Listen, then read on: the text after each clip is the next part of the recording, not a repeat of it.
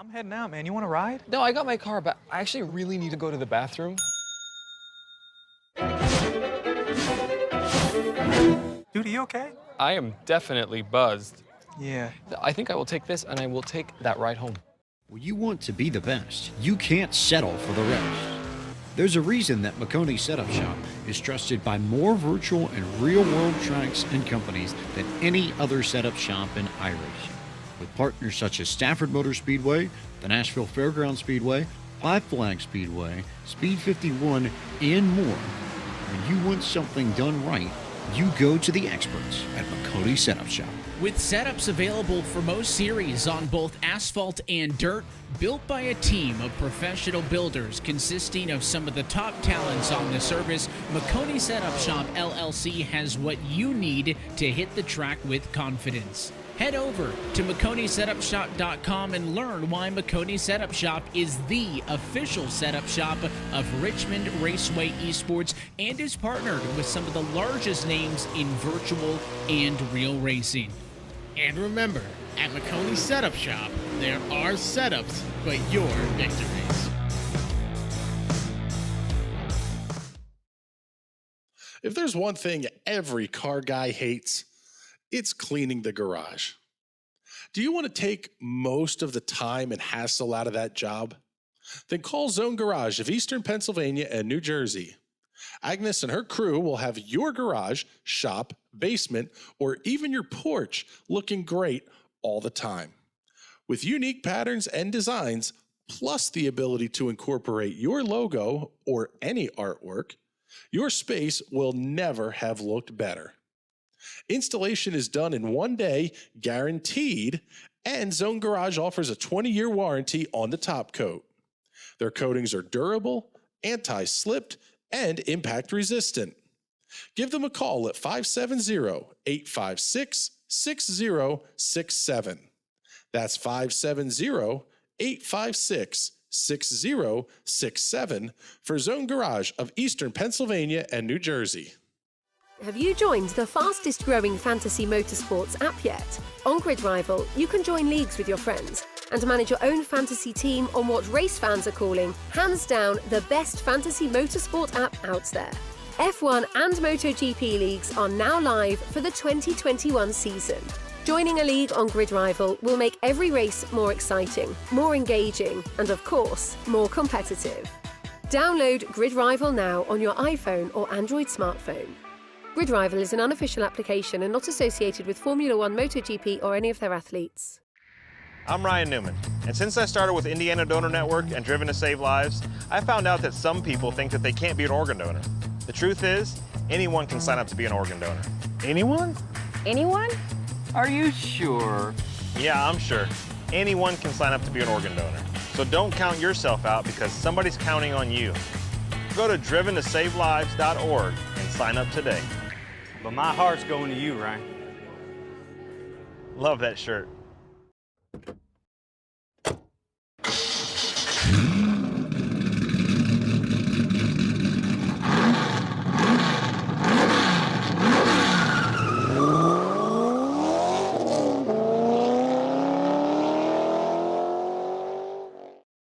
Michael Break, Good John evening, Dinkle, ladies and gentlemen, and welcome to Monza, the Autodromo Nazionale Monza, to be specific, where tonight the cars and stars of the Indy Pro 2000 Championship are going to take on Monza, one of the fastest road courses in the world. My name is Chris Graham. As always, alongside James Watson, and possibly for the final time this season, Sebastian Kinder. We'll get some more information from him on that one. Qualifications just rolling out onto the race course. Let's talk a little bit about this place, guys, because I'll tell you what here, James, we'll kick things off with you. This place is bad, fast, and absolutely wild. Yeah, if there was ever a place to get some dive bombing done, it's this place. Cue the air raid siren. You really gotta... It's probably... This might be the hardest track on the schedule simply because you can't make a mistake and survive in the unique fashion of you may not die with a mistake, but you're gonna lose positions fast if you screw up any one of these corners, because there's so many straightaways and so many difficult corners coming on to a big straightaway that if you don't hit it right, you are going to lose an insane amount of time. And with the draft, you have to be inch perfect, otherwise you're going backwards. Yeah, and Seb, let's talk about that a little bit here, because in addition to fighting the course, fighting some of the other drivers, this is one of the better strength of field races for the week. You're also fighting guys like Greg Seitz, who is an absolute animal and has won every one of our broadcast races this season. Okay, so first, since at Monza, I would like to throw back to, last year. Accélère, ne lâche pas! Yeah, Monza holds some very dear memories to my heart, since because the French F1 win drought has been terminated there. But yeah, big strength for field. A track that is very tough on the slightest mistake, as James said. The slight mistake you do in the corner, that's your exit speed that is screwed, and you're a sitting duck in the straight line. Like, with those PM18, we're about to see some dive bombing, some dog fighting, side-by-side action. That would be just amazing. I love Monza, and it's a great track. I wasn't saying that last year, but yeah. This one is going to be a blast one way or the other. And Greg Seitz has been incredibly quick, alien-like all season long. But you guys have both brought up the draft here, and we're really talking about not just having the aliens are going to be out front for sure, but you're going to be able to stay with them because they're going to tow you right along. Exactly.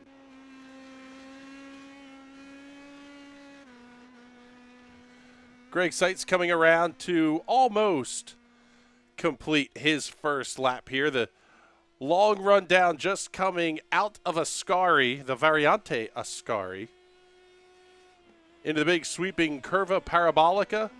That's going to spit you out onto the front straightaway. Mike Holler, first car to get a lap in 1 minute 46.86 seconds. Greg Seitz going to come across the line. He goes quick time, top of the board, 1 minute 45.449. Of course. That math is right. Of course. 1.4 seconds up on the field, which is absolutely ridiculous.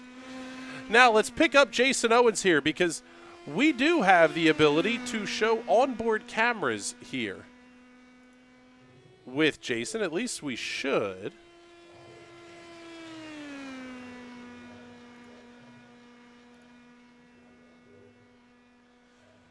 Jason's got the camera pointed a little bit differently here tonight. Let's take a look and see. We'll try this a little bit different way here.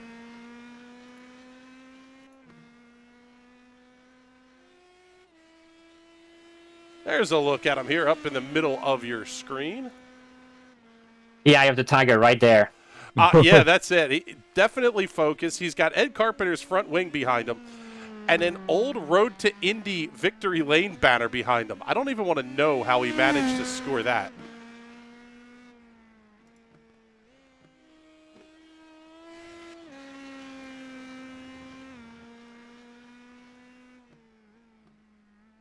Run you down the times here. Greg Seitz is once again in full alien mode. Mitch Green, haven't seen him in quite a while here on the broadcast. Only 2/10 back, and then it's another 2/10 back to Everett Paddock. So what we're really seeing here, guys, is a fairly tight field at the front and only 15 cars in this race. We got enough, just barely enough to split the field. This is going to be an absolute barn burner here tonight.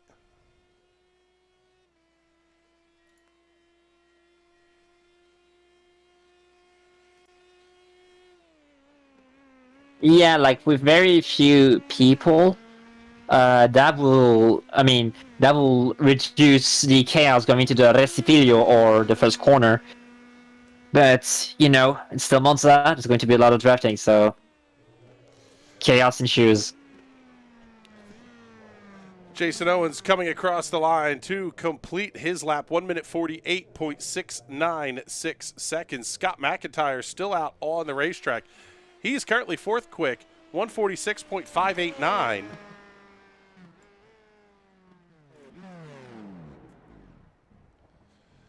And he will also come to a stop here, and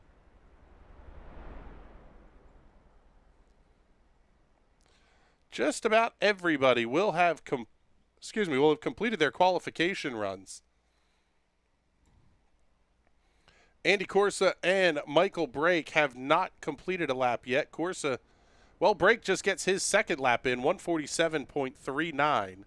That'll put him up into position at number 9. So Andy Corsa will be starting tonight's race in the 15th position, because even if he gets out on the racetrack right now, won't be enough time to get around. Let's get you the pre-race weather conditions here, presented by our friends at the Weather Center. Offensively accurate weather information for Eastern Pennsylvania. 80 degrees the temperature, 40% humidity, winds due east at 5 miles an hour. Partly cloudy skies, a track temp of 84 degrees. And I tell you what, James, that's kind of right in the sweet spot of where you want to be to get maximum adhesion out of the tires. Yeah, you don't want it too hot because it's just going to make it slick and have absolutely no grip and just melt the tires, but you also don't want it too cold either because you'll never be able to get them into that proper operating temperature. And the tires on the PM18, the Cooper tires, they're a solid tire, but they take at least a few laps to warm up, usually around 3 or 4. So you really don't want to elongate that process any more than you have to.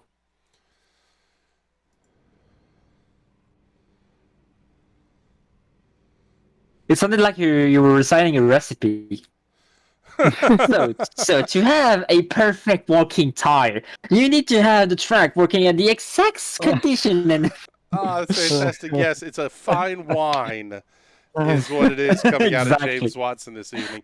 Here is your starting grid for tonight's race. Greg Seitz and Everett Paddock will occupy the front row. Mitch Green and Scott McIntyre on row number 2. 56,000 separating first and second, but the gap jumps all the way to 1.2 seconds back to Scott McIntyre on the outside of row number 2. Mike Holler and Drew Lidke on row 3. John Dinkle, Barbara Spanos on row number 4. Mike Brake, Dylan Kratzky will occupy the 5th row here this evening. The 6th row will belong to Jason Owens and John Cope. Simon Fell and Brian Bateman on the 7th row, and all alone after not setting a time in qualifications, Andy Corsa will line up all alone in row number 8. Taking a look at the race information here, 17 laps will be the distance. As always for the Indy Pro 2000 series, this will be a rolling start at the front of the field. Only local cautions, no chance at a full course. Yellow, and drivers do not have a backup car available. That one's going to be very, very important to keep in mind. James talked about not being able to make a mistake, but it really comes into play when you don't have that backup car. Taking a look at the point standings heading into tonight, Greg Seitz is your points leader, 1,335 points. In 8 weeks, he has 24 starts, 18 wins, 22 top fives, and 17 poles heading into tonight. He's led 470 of a possible 730 laps, which is absolutely ridiculous. Mitch Green has scored in 7 weeks, 15 starts, 6 wins, 14 top fives, 5 poles. So Mitch Green is no slouch either, coming out of the 3rd position. Greg W. Seitz, Fabian Burke told Mike Holler going to be your top 5. Everett Paddock is currently 6th in points, starting on the outside of the front row. 6 weeks are counted, 27 starts, 20 wins, 26 top fives, and 20 poles. I tell you what, guys, the front of this field is absolutely stacked here this evening. Ooh, yeah. Can't wait for top 1. This whole field is stacked. When you have someone like Simon Fell down in 11th, you know that this is a ridiculous field. Also, Jason Owens is in the pits. I say, looks like Jason Owens is going to be pit side here. So I believe he will be starting this race from the pit road, which, quite frankly, is not always the worst way to try to avoid the carnage at the front of these fields. They're going to make their way through turn number 11, the Curva Parabolica, and onto the long front straightaway. Big run down to the Variante del Rettifilo. Green flag goes to the air. We are underway here at Monza.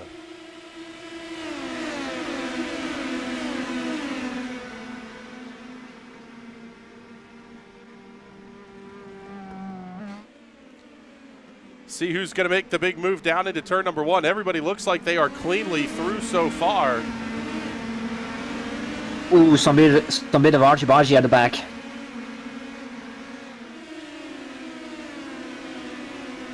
And Jason Owens did elect to start this race from the pit lane. He has come out at the back of the pack. Showed you the license info up on the screen there. Just absolutely unreal. Good battle developing at the front of the field. It's a quarter of a second between Greg Seitz and Mitch Green.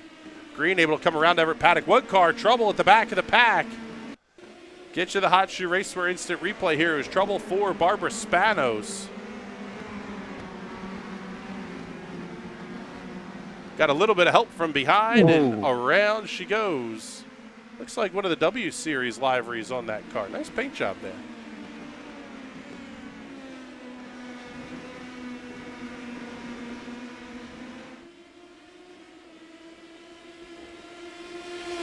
Coming back to the front of the field, Greg Seitz leading Mitch Green.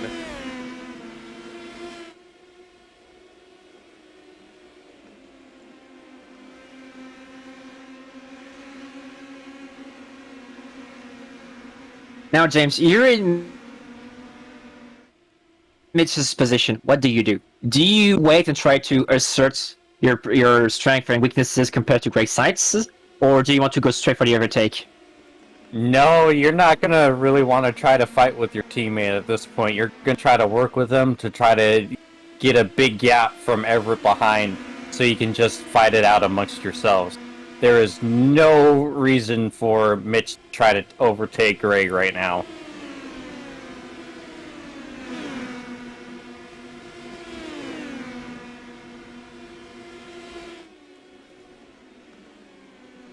And that's what we're seeing here is they're going to run single file through the first chicane.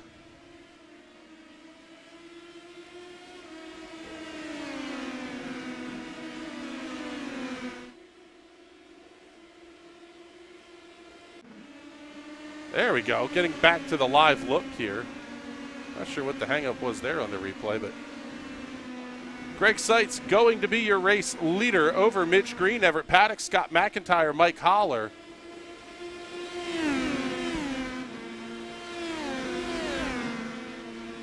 There seems to be some issues with the graphics because, yeah, Jason Owens clearly isn't leading. Yeah, no, Jason Owens definitely not leading the race here. I think we may have to wait for everybody to cycle their way back around here, but Greg Seitz holding on over Mitch Green, Everett Paddock, Scott McIntyre, John Dinkle. Good fight back in the pack there with Dinkle and Mike Holler. They're going to get that one settled in.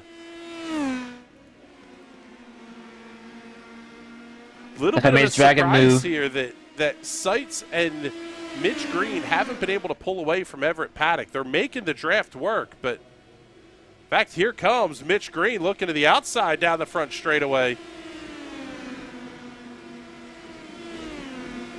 Oh, we actually have a fight on our hands, ladies and gentlemen. Yeah, new race leader down the front straightaway going to be Mitch Green. And I'll tell you what, James, if Greg Seitz is your teammate and you get a shot to pass him, you have to take the chance to get around him when the opportunity presents itself. Yeah, and plus, you know, slingshot drafting isn't a bad way to go in these cars. You know, because as the car behind, following behind another open wheel car, oftentimes to stay within, you have to let off a little bit So they probably realized that doing it that way and just staying put, they were going to be losing too much time and opening themselves up for Everett to try to slip in between them. So passing on the straightaway and not costing themselves too much time is probably the way to go right here.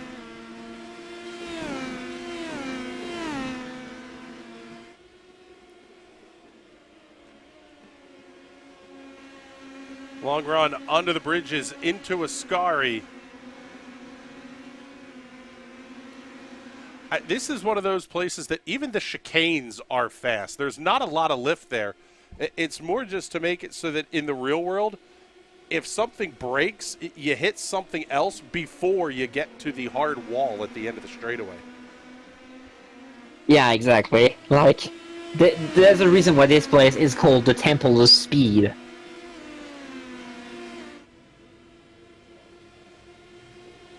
Greg Seitz now going to pull up to the outside. Almost coordinated dancing here down the front straightaway. Last time it was Mitch Green. This time Greg Seitz reclaiming the race lead. Green sets a new fastest lap of the race, 1 minute 45.8 seconds. But Everett Paddock is right there and, quite frankly, ready to pounce. Wow, this may be our most interesting road course races of the season. Yeah, you definitely get a feeling that Everett is really biding his time and trying to find when the best place is to attack. You can almost hear it from the onboard. He's off the throttle a hair early, real easy on the downshifts. It almost seems like he's content to sit right here, not burn off his tires, and have a lot left late in the race.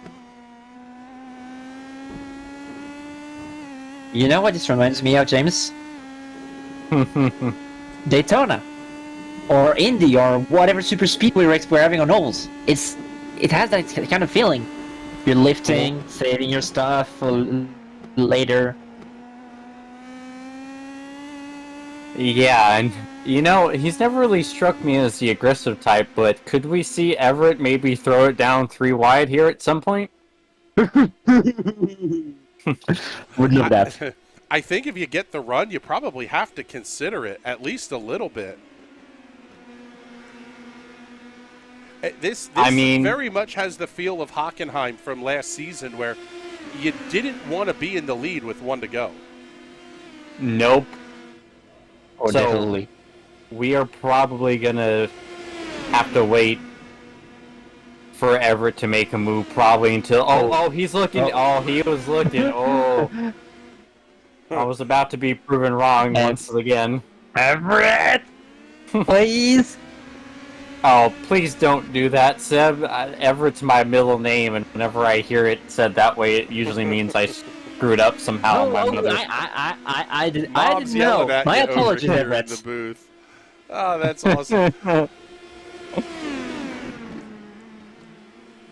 I mean, when you say Alexander in a angry tone, I don't take it as, oh, that's me. You just had that specific way that my mom says. It's like, oh god, oh no, what did I do this time? This little bit of a bobble there out of Mitch Green. This really could come down to being the race of who makes the mistake last. We saw a little bit of a bobble out of Mitch Green. He dives to the inside to cover into Ascari. As will Paddock call it, the dragon technique. Yeah, this is kind of an interesting move here. We're going to see Seitz pull out to the inside, down into the Parabolica. He gets the pass completed on entry. Oh.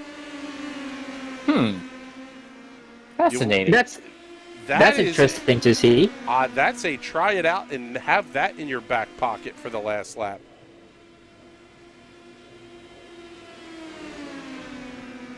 Because, and here's where that really is interesting, Mitch Green did not have enough steam build up to complete the pull-out slingshot pass before the start-finish line. So now Mitch Green and Everett Paddock are both thinking you may have to make that move before you get to Ascari on the last lap.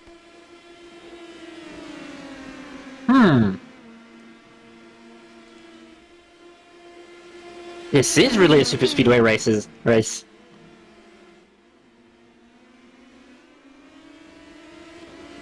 Man, love seeing the tail end of those cars step out.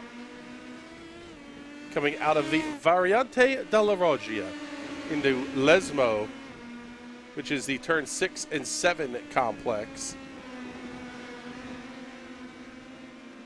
Ooh, somebody did. That was Mitch Green dipping a couple of tires off track.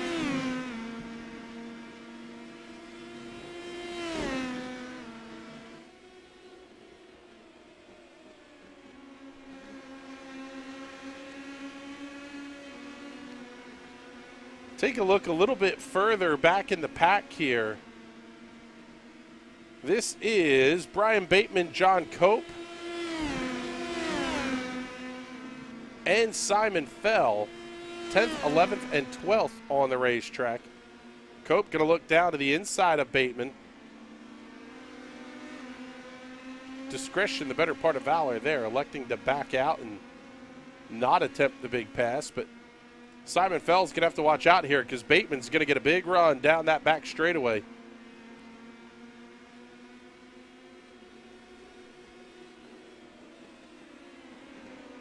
We had this in Ezra IndyCar earlier, where the Camel Straight is so long that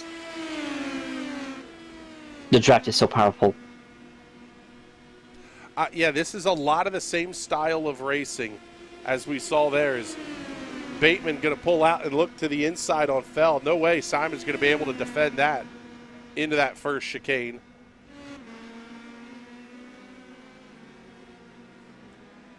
Yeah, unlike at Lake Combe you could actually overtake and defend around the outside. Here it's a bit more complicated. Mitch Green's caught back in on Greg Seitz, holding a lead of about a third of a second. And Everett Paddock only about a half second, a couple 2/10 back. So top three not getting away from each other whatsoever.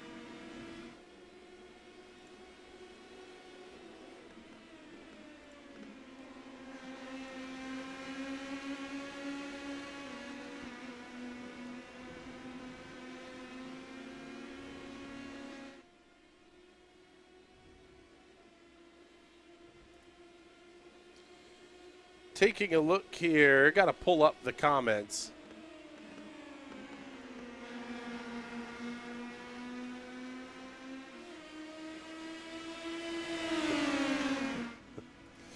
Here's the update from Jason Owens pre-race here. Still feeling out the updated rig, so that's why he elected to start from the pits. And the Weather Center checking in. We're cheering for all the drivers, but we're cheering for Barbara Spanos a little bit more. Yes, one of their slogans, we love you, but ladies, we love you a little more. wanting to know where they can find some Barbara Spanos merchandise. I don't know that there is any.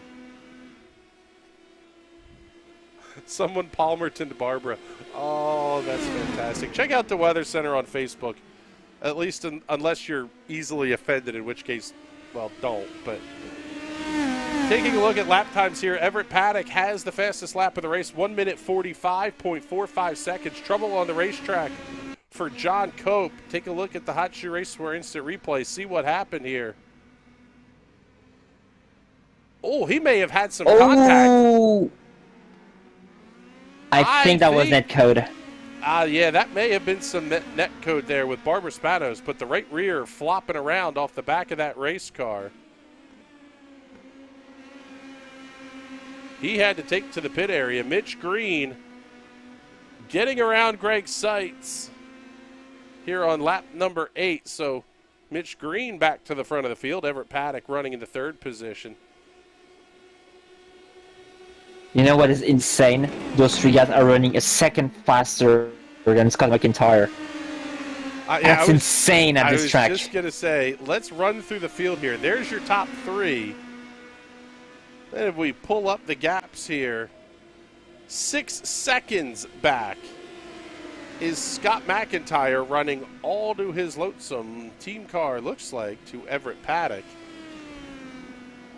running in the 4th position. Then we'll pick up Mike Holler, who's going to be locked in a tight battle with John Dinkle. Dinkle around to the inside.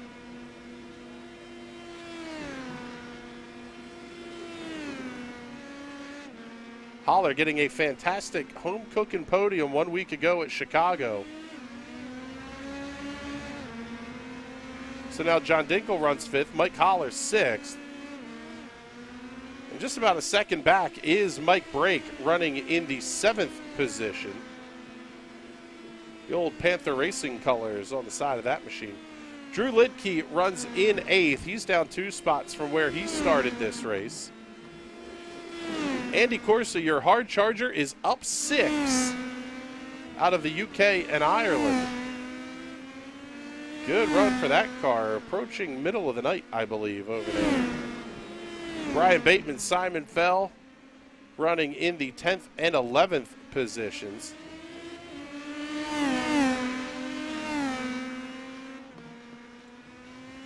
There's Jason Owens in the Extra Life, Riley Children's Foundation, number 87, number 6 if you're following along in timing and scoring.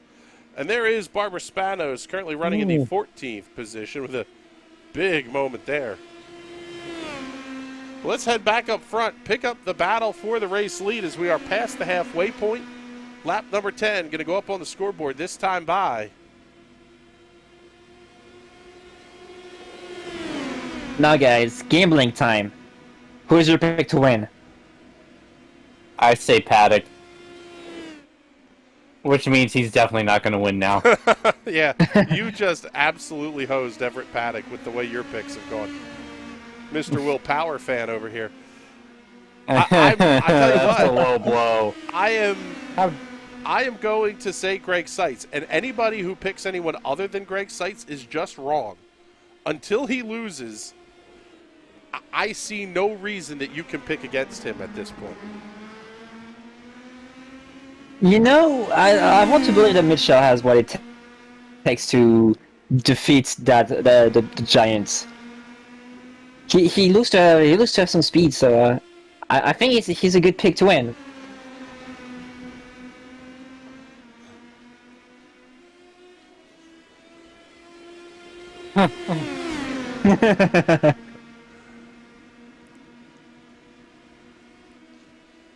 So Mitch Green holding on to that lead over Greg Seitz, but we'll call it maybe a car length and a half as they come out of Ascari. And I'll tell you what here, guys, unlike what we saw in Everett, there is a penalty limit. You have to watch the off tracks. You can try to push every ounce of speed out of the car, but get one too many off tracks and you're going to go from battling for the lead to finishing last with a DQ. You mean there wasn't a penalty limit in Estra? I would have had no idea. Yeah, you Mr. Over 28, meanwhile I just got 1.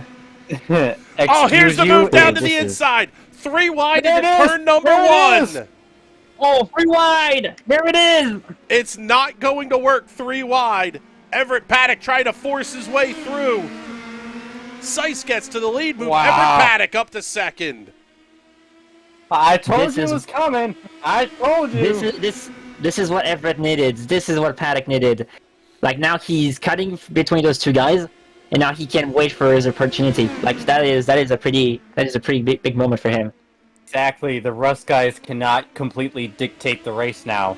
He has a huge say in it. That was huge for Everett, and one of the last things you want to see if you're one of the Rust cars. Yeah, Rust Racing has, and Greg has been very big about that in all of his interviews. He credits the team with a lot of the success in the wins because it truly is a group of guys who are developing shared setups and then they're tweaking to their individual preferences. But there's a lot of ideas bouncing around in that team. So Mitch Green knows what Greg's running. Greg knows what Mitch is running. Yeah, the Rust Racing is the epitome of well-oiled machine. I was actually in their Discord server for the longest time, and I was able to see how they worked and how they operated, and was able to actually test drive some of their sets. Of course, I didn't do as well as as Greg and Mitch do with them, because, you know, they're better than me, but I was able to get first-hand knowledge of how they operate over there. Yeah, it takes a lot to beat those guys. Yes, you were feeling rusty. Boo. So now the question becomes, we're down to 6 laps to go here. When does Everett Paddock make the move? Because at this point, he now has to not only think about the attack on Greg Seitz, but he has to worry about Mitch Green behind him as well. Yeah, he's got to... That's the one bad thing, is he really has to watch and when he plans his next move, because if he doesn't stick, Mitch can easily get right back by, and then he is back to square one. And since it took him 11 laps to make that move, I don't think he wants to risk it. Tell you what here, guys, we haven't done one of these yet. Actually, we'll wait until they get around to the front stretch here, because the battle is pretty darn good, and we'll have to wait and see when Everett Paddock is going to try and make the move. Hopefully it's not this lap.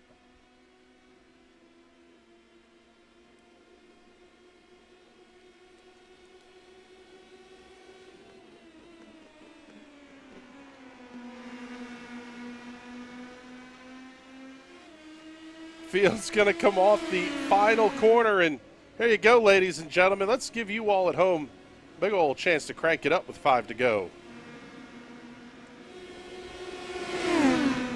Maybe not. Here comes Everett Paddock looking to the outside. He's going to make the move on Seitz. Not close enough. Mitch Green going to be forced to move to the outside just a little bit. Seitz may have lost a little bit of time through the chicane. This is Mitch's opportunity. He has the better run out of the chicane. He has to overtake Everett now.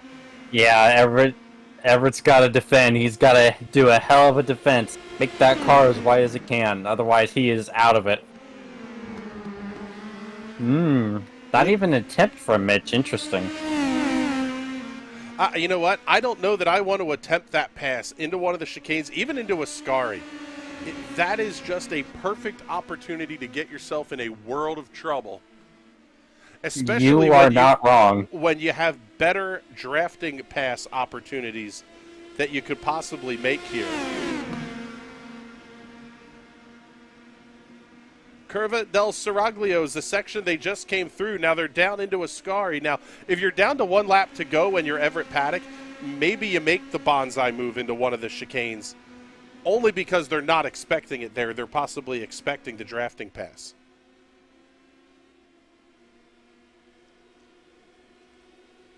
When I'm writing this situation, I always imagine it like they're going to try to overtake me at every corner. Oh, shake it, bitch! Shake it, bitch! Oh, man, that might have been some right side romance from Mitch Green on Everett Paddock. And now Green's going to be able to try to tuck in behind teammate Greg Seitz. Seitz dives down to the inside of the racetrack. They're still going to be side by side heading into one.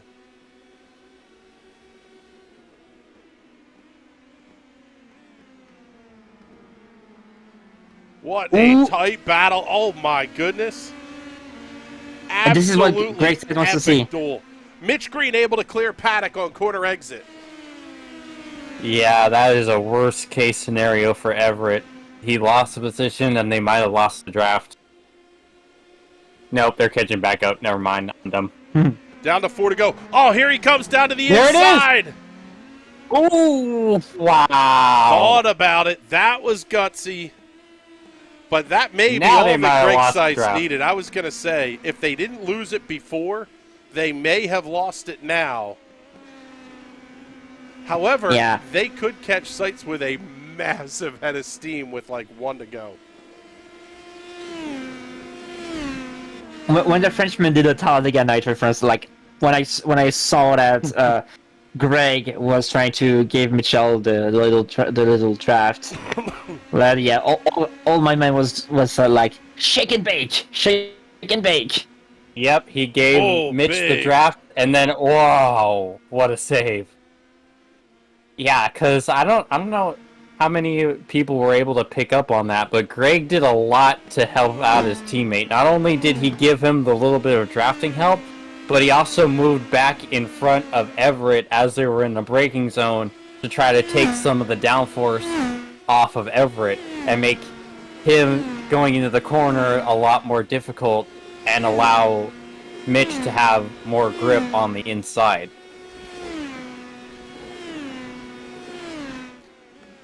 Yeah, that was pretty. But suddenly, that's pretty much neutralized the battle. Yeah, I say that pretty much was the game winner there for these guys.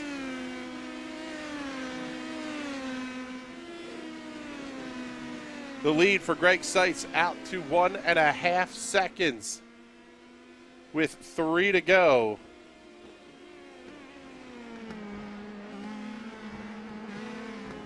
One and a half over teammate Mitch Green, 2.5 over Everett Paddock. You almost wonder here, does Mitch have to almost back up to Everett to try to get a draft going if they want to have any hope of catching Greg? Or is it just not worth possibly losing the position? At this point, he's losing way too much time.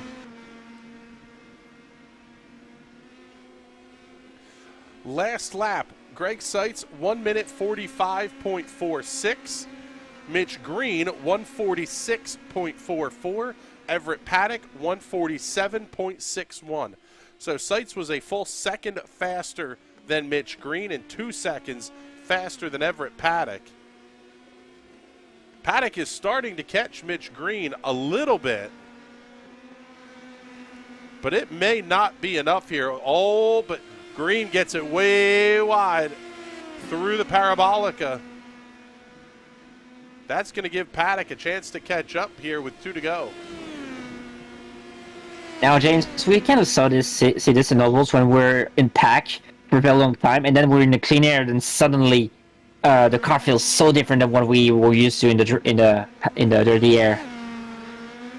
Yeah, but Mitch was up in front a decent bit of this race, so it shouldn't catch him too off guard.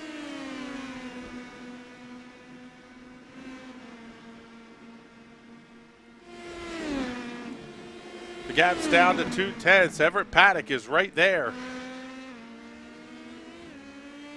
You almost feel like he's going to have to play nice. I don't think there's any chance that they're going to make up 2 seconds, though, on Greg Seitz here. At this track, it's impossible. Yeah, their only chance is Greg making a mistake, so yep, that's race over as far as that goes.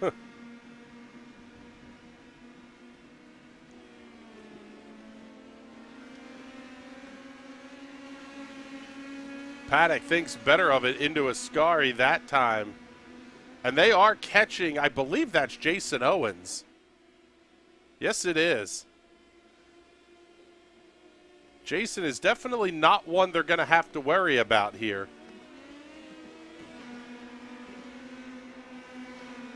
Probably about the worst spot these two could have had to catch Owens, though. Yeah. Oh. That's going to give Everett Paddock a monster run down the front straightaway. White flag is out, 1 lap to go here at Monza, and here's Paddock looking to the inside. Got it. He'll get the pass completed. Oh, man, they almost made contact. Big wiggle out of the tail for Paddock. Mitch Green going to fight right back to the outside into Curva Grande. He's still there. Scott McIntyre and John Dinkle are the two that would inherit podium positions should any shenanigans ensue here. Everett Paddock able to clear Mitch Green into the second chicane. Now working their way through Lesmo, and I don't know if I want to be in that spot that Everett Paddock is in right now. Oh, and that run out of last moto wasn't really great.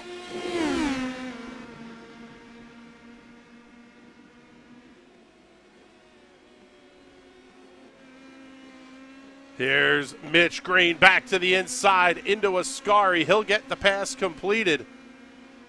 And it's going to take a huge run for Everett Paddock to have a shot here late in this race.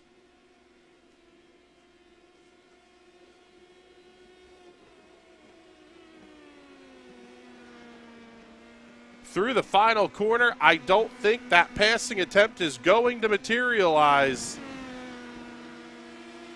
Down the front straightaway. Greg Seitz almost loses it. Over the line, taking the checkered flag, Greg Seitz.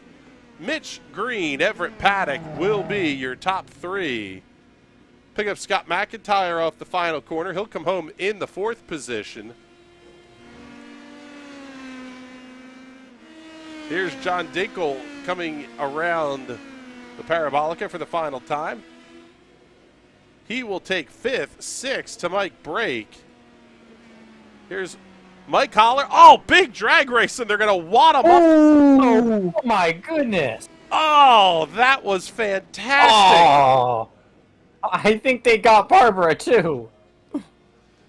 Oh, we got to see an instant replay of this one.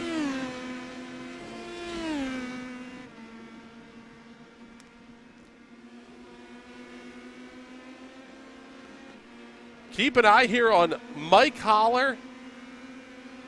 And I believe that's Andy Corsa. No, that's Drew Lidke.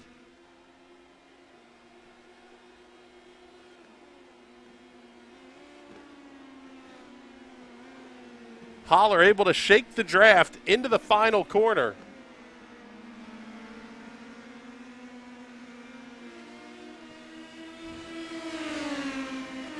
Lidke tried to make the move. Drag race down to the line. They make contact over the start-finish line.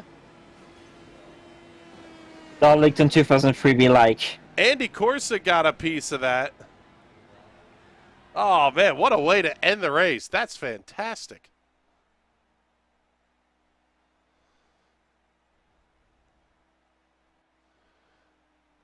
So as we wait for our race winners and podium finishers to get into the room here with us, let's get you the race results. Greg Seitz, your winner once again by 2.8 seconds over Mitch Green. Everett Paddock comes home in the 3rd position. 4th to Scott McIntyre, 5th John Dinkel, 6 through 10 Mike Brake, Mike Holler, Drew Lidke, Andy Corsa, and Brian Bateman. Simon Fell, Jason Owens, Barbara Spanos, John Cope, and Dylan Kratzky round out the field.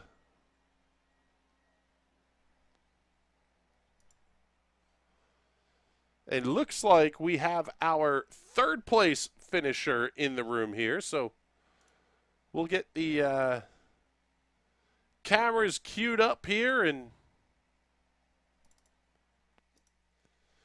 take a look at the white flag lap from the perspective of 3rd place finisher here this evening, Mr. Everett Paddock. And I'll tell you what here, Everett, that race was outstanding for the 3 of you guys at the front of the field.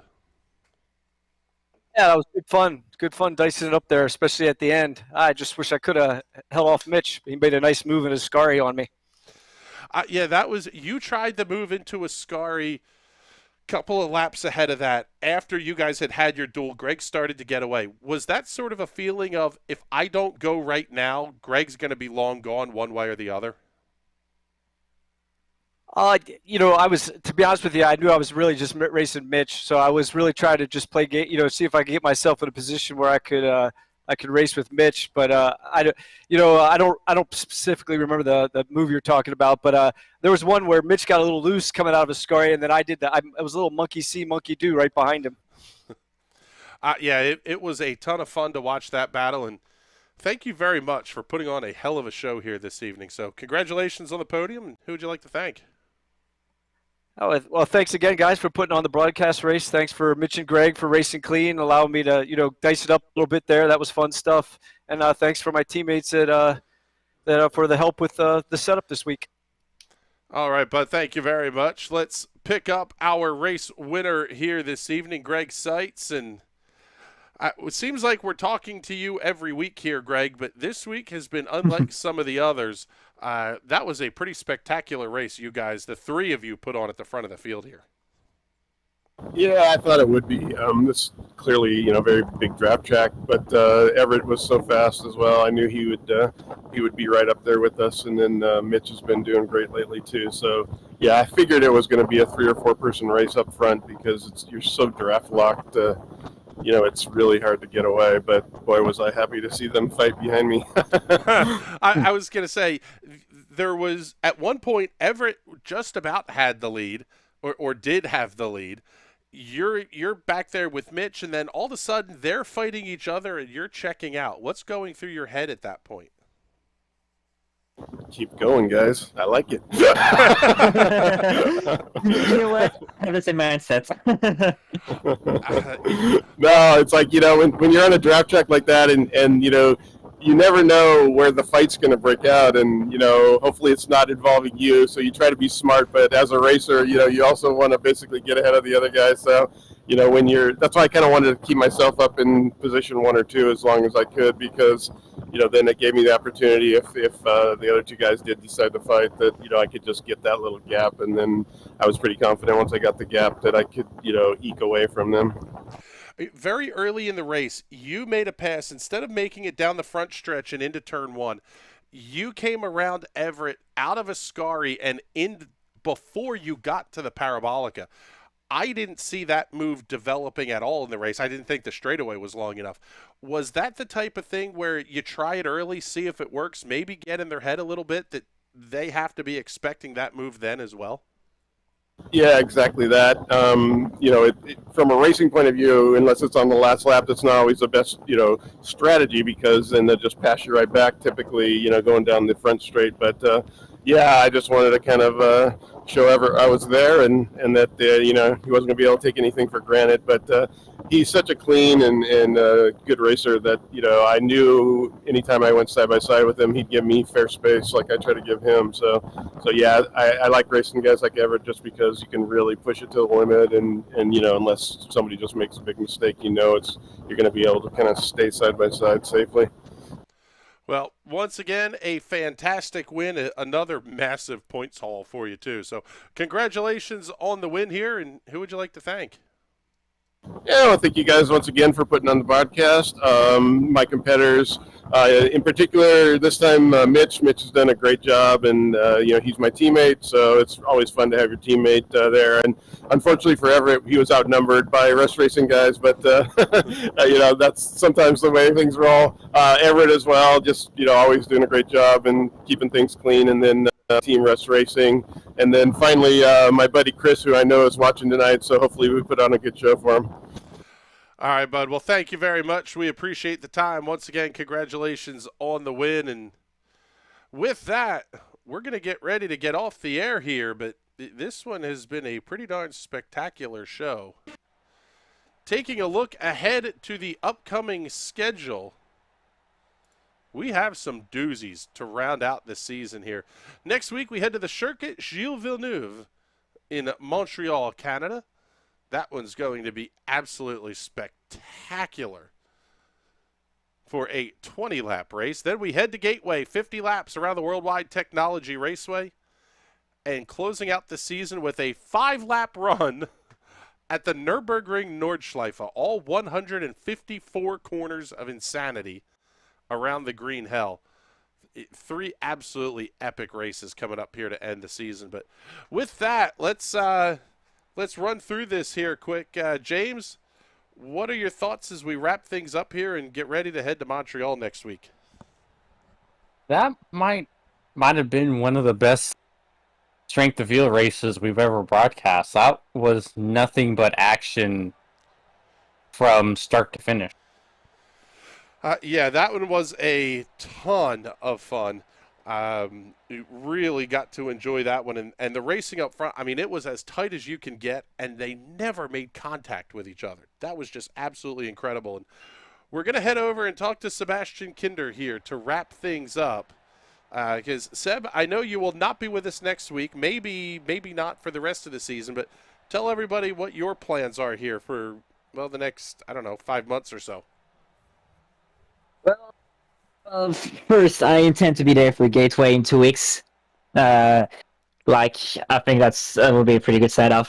And for the next 5 months, I will be racing in VOR in both the North American and European series. Racing still for Team Watson Racing because I pretty much belong there.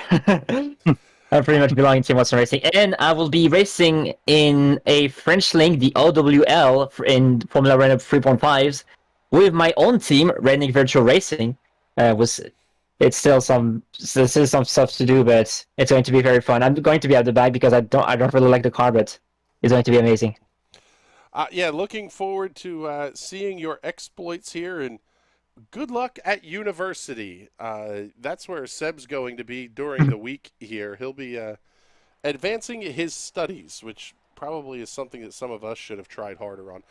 With that, good luck to you, brother. We're looking forward to seeing you in a couple of weeks here at Gateway. And with that, we are going to wrap up our coverage here from Monza. This has been a spectacular night of racing. Impressive all the way around. That Ezra IndyCar race was spectacular, especially the first stint. That was unreal. And then we get a great show at the end of the night here at Monza. But with that, we're going to get out of here. For Sebastian Kinder, James Watson, and everybody here at the National Racing Network, my name is Chris Graham. It's been a pleasure to have you joining us here this evening. We will talk to you soon. Have a great night, everybody.